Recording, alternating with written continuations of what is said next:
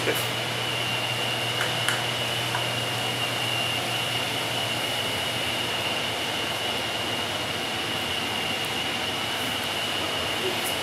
my name is and this is my self-introductory speech for my speech class in Barton.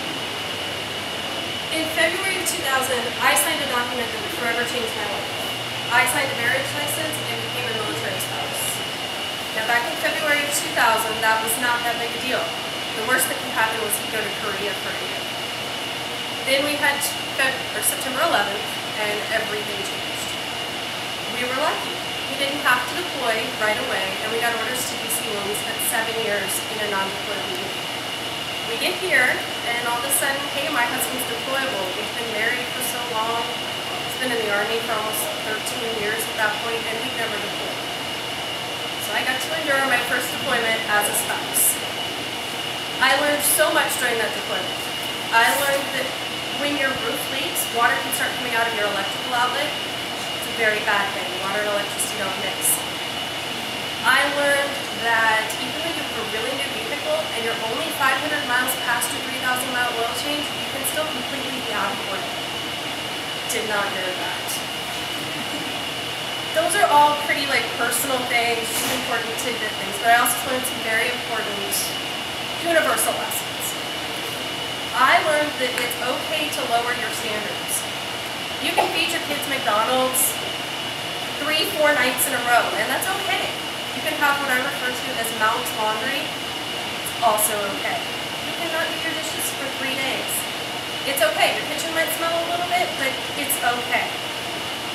As long as you have your kids at school every day, your kids are fed, and your kids are wearing clothes, clean clothes, you're doing fine. As long as it's not long term. If this stretches out over a period of about 2 weeks, then you need to maybe step it up a little bit. But the most important part about that is that you have to take care of yourself. You have to put yourself first, because if you don't, you can't be a good parent. Part of taking care of yourself is that it allows you to remain positive for your kids. Kids get angry, kids feel abandoned, kids can feel sad. They're going to come to you, they're going to be upset. My son, this little guy right here, became the most angry little boy I've been around in a really long time. The most important thing, we actually sent him to a therapist. The most important thing to do, she said, was to remain positive. If he's sad or if he's upset, identify with him. Say, hey, mommy's sad too. Mommy misses daddy too.